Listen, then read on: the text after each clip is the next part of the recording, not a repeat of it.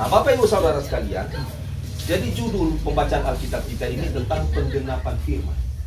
Kitab Matius 24 ayat 27. Sebab sama seperti kilat memancar dari sebelah timur dan melontarkan cahayanya sampai ke barat, demikian pula kelak kedatangan Anak Manusia. Ini banyak orang Kristen salah menafsirkan ayat ini. Jadi ini kata dia bilang seperti kilat memancarkan dari sebelah timur dan melontarkan cahaya sampai ke barat. Ini berbicara tentang gereja Tuhan. Jadi sekarang begini, kalau ayat ini dia membahas tentang ajaran gereja barat dan gereja timur. Karena ajaran gereja timur itu ada di Yerusalem. Coba lihat di dalam kitab Yesaya 2 ayat 3. Yesaya 2 ayat 3. Kalau sampai saudara boleh bacakan. Dan banyak suku bangsa akan pergi serta berkata, mari kita naik ke gunung Tuhan, ke rumah Allah Yakub, supaya Ia mengajar kita tentang jalan-jalannya, dan supaya kita berjalan menempuhnya, sebab dari Sion akan keluar pengajaran dan firman Tuhan dari Yerusalem. Nah itu gereja timur.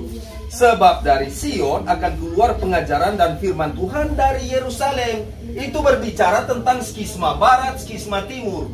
Gereja berdiri 33 Masehi. Jadi orang juga jangan cuma tahu tentang ini, orang tahu sejarah gereja. Selama selang 50 hari disebut Pentakosta. So itu tuh hari Pentakosta, turunnya Roh Kudus. Makanya disebut 50 hari setelah Yesus naik ke surga. Makanya lahir gereja itu di 33 Masehi. Di 33 Masehi itu kalau orang baca di dalam Kisah Para Rasul 2 ayat 1 sampai 47. Di situ para rasul, para martir ini mereka mewartakan berita keselamatan. Karena apa? Karena mereka yang menyaksikan tentang Yesus itu. Karena ajaran yang ada pada orang ini itu ajaran dari rasul. 1 Yohanes 1 ayat 1. Apa yang rasul lihat, apa yang rasul saksikan, apa yang rasul meraba tentang firman itu, tentang Yesus itu, itulah mereka tulis kepada kamu. Turunlah ke gereja. Makanya disebut gereja yang kudus, yang yang rasuli dan apostolik dalam pengakuan iman. Nisea Konstantinopel di 325 Masehi. Nah, kemudian ini rasul-rasul ini mereka mulai apa? Muncul itu apa? Surat yang di Roma yang dituliskan oleh Rasul Paulus. Itu so ada jemaat. Cuma kalau orang mau buka di dalam terjemahan baru, tidak ada istilah kata gereja. Cuma ada jemaat. Jemaat dalam bahasa Yunani disebut eklesia, berarti gereja. Gereja so ada baru surat pergi. Surat ke Roma. Ada rasul, namanya Rasul Petrus. Dia memimpin di Yerusalem. Kemudian dia digantikan oleh Yakobus dan dia apa? Diangkat lagi di Antioquia. Sehingga dia kembali ke Roma dan di 63 Masehi dia mati martir. Zaman itu ada nama satu kaisar Romawi namanya Nero. Dia itu yang membakar kota Romawi. Dia cari bagaimana cara ini kekristenan ini ditekan. Akhirnya apa? Dia bakar kota Romawi, dia kasih adu domba. Oh ini gara-gara orang Kristen. Sehingga orang Bapak martir 2 ini, Petrus mati di apa? Salib tabu bale. Ada orang Kristen bilang, kalau kok salib begini, antikris. Ini tahu ada 14 jenis salib. Makanya belajar sejarah, belajar teologi ya. Rasul apa? Yakobus, dia begini, dia mati. Andreas, mati X. Salib X dia. Kalau Petrus salib tabu bale. No, ini Rasul Paulus, begitu juga dia mati martir. Karena kebiasaan Paulus dari Tarsus ini, kebiasaan orang Romawi itu, orang itu kalau mau hukum mati, kalau salib tidak cocok. Makanya mereka warganya perintah oleh kaisar, dia mesti mati dipancung. Rasul Paulus mati martir. Sehingga apa Paulus bilang? Mati adalah untungku. Maka kalau contoh orang zaman sekarang ini bilang mati berdalil. Kembali di 312 Masehi ini gereja disebut gereja agama ketika Kaisar Konstantinus masuk Kristen. Perjuangan orang Kristen waktu itu sungguh luar biasa. Banyak mati. Mempertahankan kekristenan ini tidak gampang. Kalau melepas gampang, maka mempertahankan susah. Sedangkan zaman orang ini Kristen baku hantam. Nak mengerti firman. Ada itu yang sana waktu corona. Luang, ini pemerintah kurang ajar. Masa gereja Samoso tutup waktu corona? Waktu belum corona dia yang paling malas. Maka kalau so corona dia yang protes. Ini pemerintah bukan main. Tutup ini gereja kita suka beribadah ya. Nanti so corona baru suka ibadah. Baru waktu belum corona enter pelayan Tuhan shalom Pak. Mau kapan dan guru mau datang di ibadah? Nyanda. Nanti corona baru mau suka ibadah. Protes lagi Pak pemerintah. Jadi kembali tadi, kekristenan ini diuji. Makanya kata marturia itu tidak cocok pada orang. Marturia asal kata bersaksi, asal kata martir. Banyak orang Kristen salah di situ. Sekarang kamu tanya, marturia bersaksi. Ibu ada bersaksi, ada lihat Tuhan Yesus secara langsung? Nyanda. Karena ini marturia asal kata martir, bersaksi, diperuntukkan kepada rasul. Karena rasul yang lihat, rasul saksikan, dorang rabat tentang firman itu 1 Yohanes 1 ayat 1. Itulah yang mereka tulis turun ke gereja. Sekarang ajaran gereja semua mulai melampaui ajaran rasul. Nah sekarang yang orang bercerita, ada Roma Barat, ada Roma Timur. Roma Barat disebut skisma Barat, Roma Timur disebut skisma Timur. Ini mereka ini apa? Waktu zaman Konstantinus disatukan, tetapi di 1054 terpisah. Gara-gara begini, bayangkan gereja waktu itu juga terpisah. Gereja abad, gereja purba waktu itu terpisah. Di 1054 jadilah Katolik. Itu. Sehingga apa? Ada perdebatan beberapa teologian. Di 325 muncul konsili-konsili. So itu yang menetapkan tentang Tritunggal. Ada bapak-bapak gereja. Jadi sekarang kita bilang Roma Barat ini orang menggunakan bahasa Latin. Bahasa Latin. Roma Timur pakai bahasa Yunani. Sehingga orang bapak-bapak gereja yang ada di Yunani itu, ya yang menggunakan bahasa Yunani ini, di dalam di gereja Timur ini, orang menggunakan bahasa Yunani. Makanya orang tanya, ini Alkitab ini siapa digunakan bahasa Yunani, bukan Ibrani semua. Itu bapak-bapak gereja mau tentang para rasul, pada orang Paulus, Pak Matius, Markus. Matius, Lukas, dia menulis itu di 80 sampai 85 Masehi. Markus 70 sampai 75 Masehi. Sedangkan Yohanes 95 sampai 100 Masehi. Bagaimana mau bilang oh ini Yunani? Ibrani? Itu bapak-bapak gereja yang tulis. Munculnya ini.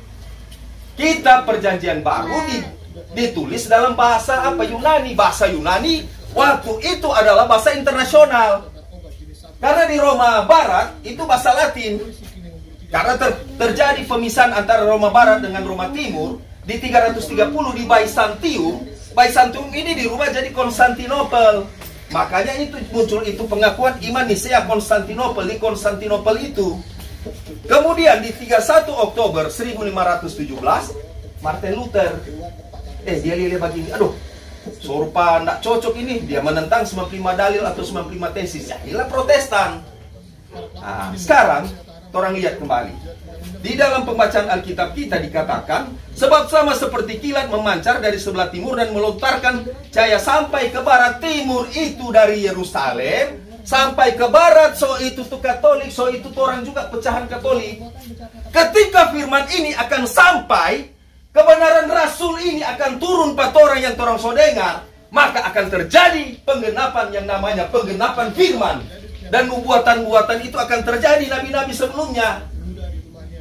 Banyak orang tidak mengerti. Tadi Pak Ruli singgung Sadiki, firman itu Allah sendiri. Yohanes 1 ayat 1. Pada mulanya adalah firman, pada mulanya adalah perkataan Allah. Firman itu bersama-sama dengan Allah. Firman itu ada di dalam diri Allah. Siapa bersama-sama? Karena firman ini ada dalam diri Allah. Dan firman itu adalah Allah. Kenapa? Di dalam diri Allah itu ada roh Allah, ada perkataan Allah yang disebut firman Allah. Makanya di 1 Korintus 2 ayat 11, tahukah kamu apa yang terdapat di dalam diri Allah selain roh Allah itu sendiri? Dalam diri Allah adalah roh Allah itu sendiri. Yohanes 4 ayat 24, Allah itu roh, barang siapa menyembah dia harus menyembahnya dalam roh dan kebenaran. Sekarang firman disebut perkataan Allah. Sekarang perkataan Allah Yohanes 1 ayat 14, perkataan Allah ini jadi manusia. Dialah Yesus Kristus, dialah Yeshua HaMashiach, dialah Isa Al-Masih. Sehingga orang menyebut dia sebagai Tuhan. Makanya Tuhan Yesus bilang, aku ada sebelum dunia dijadikan. Artinya sebelum Yesus belum jadi manusia, dia dalam bentuk perkataan Allah. Kejadian 1 ayat 1 sampai 3, ayat 3 berfirmanlah Allah. Makanya ketika Allah bilang jadilah, maka jadilah. Yesus waktu itu belum jadi manusia. Dia adalah nanti di zaman apa? Jadi sekarang perkataan Allah jadi manusia.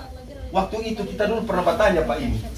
Ketika Tuhan Yesus keluar di air, tiba-tiba terdengar suara dari langit yang mengatakan, inilah anak yang kukasihi, kepadanya aku berkenan, entitas res. Waktu ustadz kita. Tuhan mana? Tuhan yang dibawa keluar di air atau suara dari langit? Perkataan Allah jadi manusia Yesus. Firman jadi manusia yang 14. Jadi pertanyaan, apakah perkataan ini masih ada atau enggak? Tetap ada. So dia itu adalah Yesus. Coba ternak mengerti. Makanya Tuhan Yesus bilang, ketika Yesus bilang tetelestai, sudah selesai. Soalnya ada nabi, soalnya ada kitab suci lagi. Dia kembali ke perkataan Allah itu sendiri. Makanya dia bilang, aku dan Bapa satu. Apa yang dikerjakan Bapa, itu juga dikerjakan anak. Sehingga banyak orang tak mengerti. Itu nama, so kasih Tuhan Yesus, dia mau panggil lain, pakai lain. Allah so kasih Tuhan Yesus, coba lihat. Di dalam kitab Yohanes 17 ayat 11 dia bilang begini. Dan aku tidak ada lagi di dalam dunia, tetapi mereka masih ada di dalam dunia. Dan aku datang kepadamu ya Bapa yang kudus, peliharalah mereka dalam namamu. Nah ini DPK, yaitu namamu yang telah engkau berikan kepadaku. Perhatikan Bu, ini kita Alkitab. Toh, kita kasih yang ikhlas. Ibu, coba Ibu ambil. Ini Alkitab ini siapa punya? Ibu, so bukan kita lagi. Makanya ini Tuhan Yesus so kasih. Allah so kasih Pak Tuhan Yesus sebagai Tuhan dan Kristus. Jadi itu apa? Itu so ada Pak Tuhan Yesus. Nggak perlu. Nah, coba orang buka di dalam kitab Kisah Para Rasul 2 ayat 36. Kita beri kerinduan mau kasih khotbah ini supaya orang juga kuat Tritunggal. Karena banyak pendeta juga melintuang Tritunggal. Kisah Para Rasul 2 ayat 36, coba. Jadi seluruh kaum Israel harus tahu dengan pasti bahwa Allah telah membuat Yesus yang kamu salibkan itu menjadi Tuhan dan Kristus. Jadi Allah menjadikan Yesus itu sebagai Tuhan dan Kristus. Ya betul mencari nama.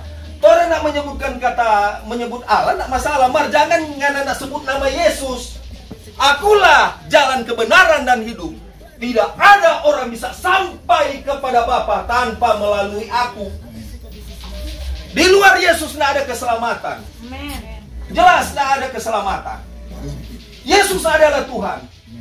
Karena apa? Dia memberikan nyawa, mati tergantung di kayu salib. DP darah tercurah untuk menebus Pak Ronald ini. Yang seharusnya saya adalah manusia yang tidak terhitung dalam keselamatan. Roma 10 ayat 9. Ketika saya mengaku dengan kitab mulut, Roma 10 ayat 9. Ketika kita mengaku dengan mulut bahwa Yesus adalah Tuhan dan percaya dalam hati bahwa Allah telah membangkitkan dia dari antara orang mati, maka kita akan selamat. Bukan sampai situ kawan. Keselamatan harus dikerjakan dengan takut dan gentar. Bukan sampai di situ lagi.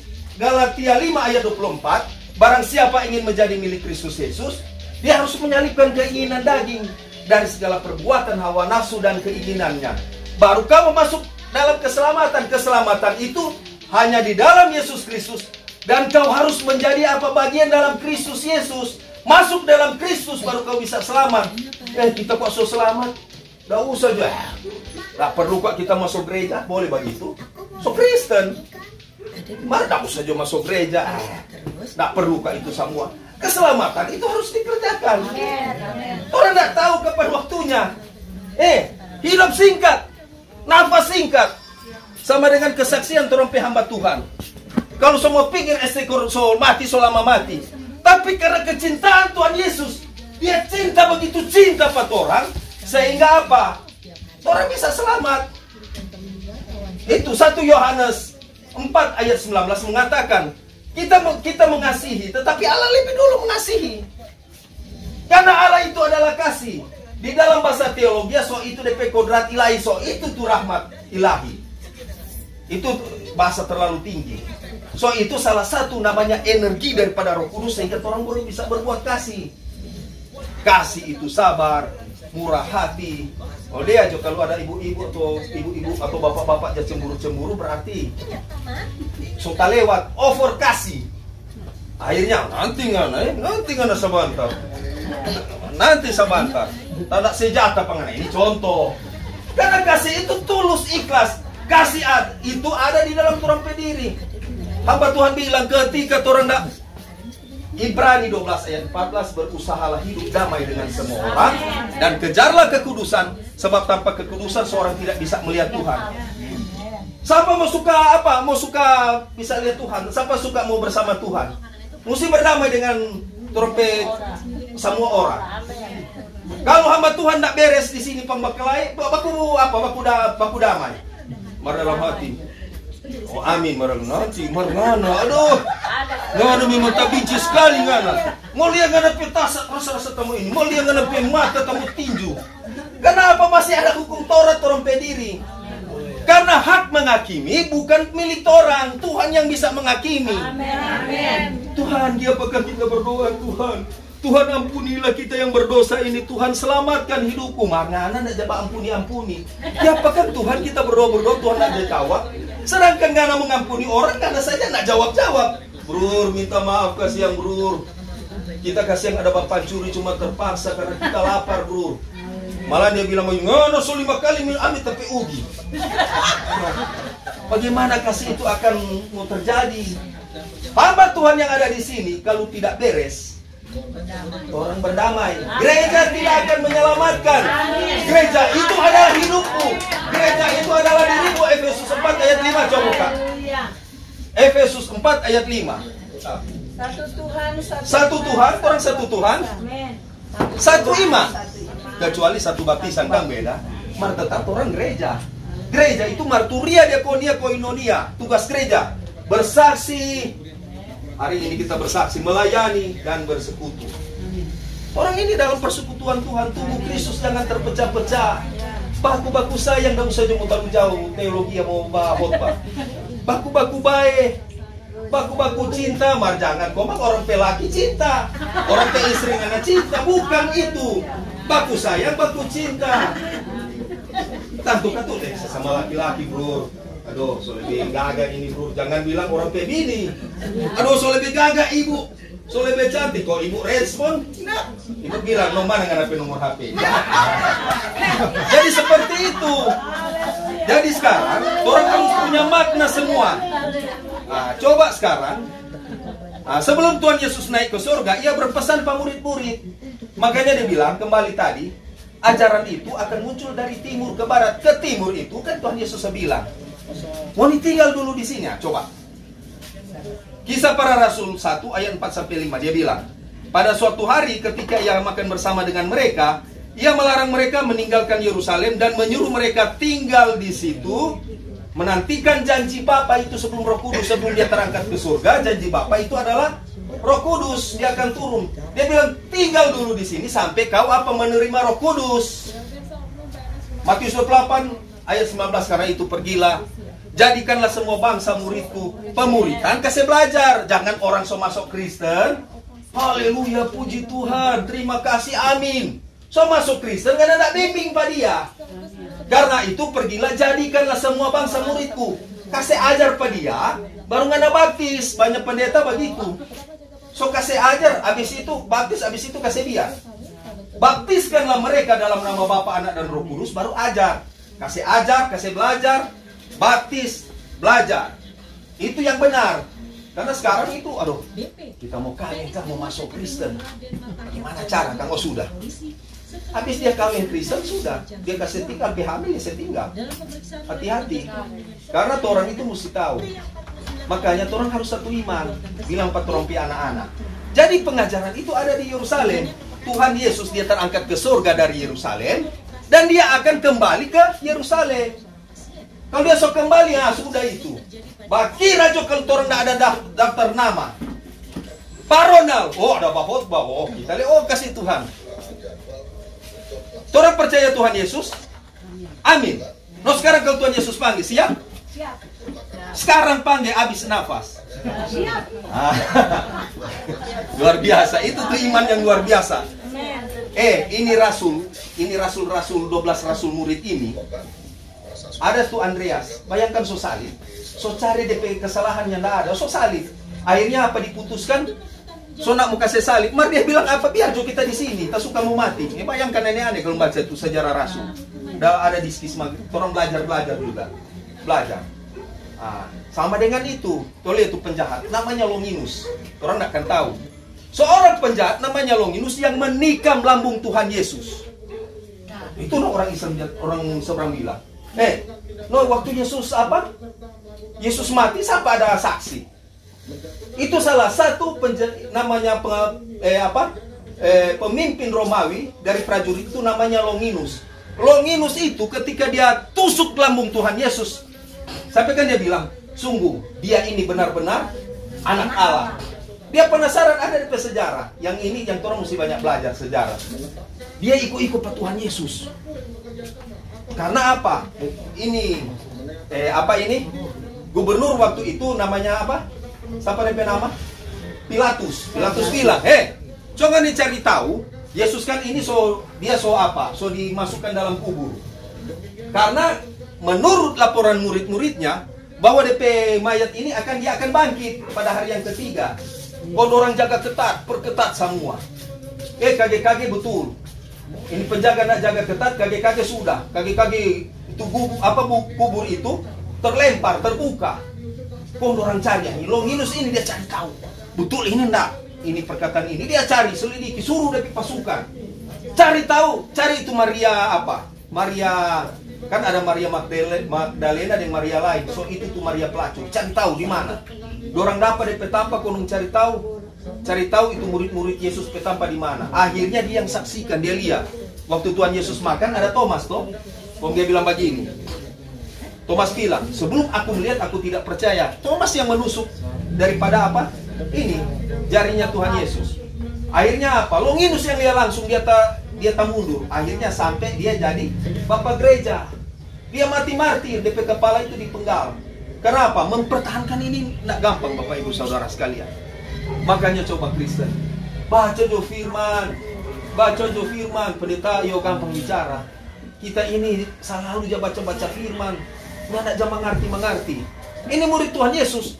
So berbagai macam Tuhan Yesus berbicara tentang pengertian yang ada. Dorang tidak terbuka pikiran, dorang tidak mengerti. Sehingga Lukas 24 ayat 45 Yesus bilang, dan ia Yesus membuka pikiran mereka sehingga mereka mengerti tentang kitab suci. Selama kau tidak dibukakan, pengertian tidak ada. Cara satu-satunya adalah menyerahkan diri seutuhnya pada Tuhan Yesus. Serahkanlah hidupmu, jangan keraskan hatimu.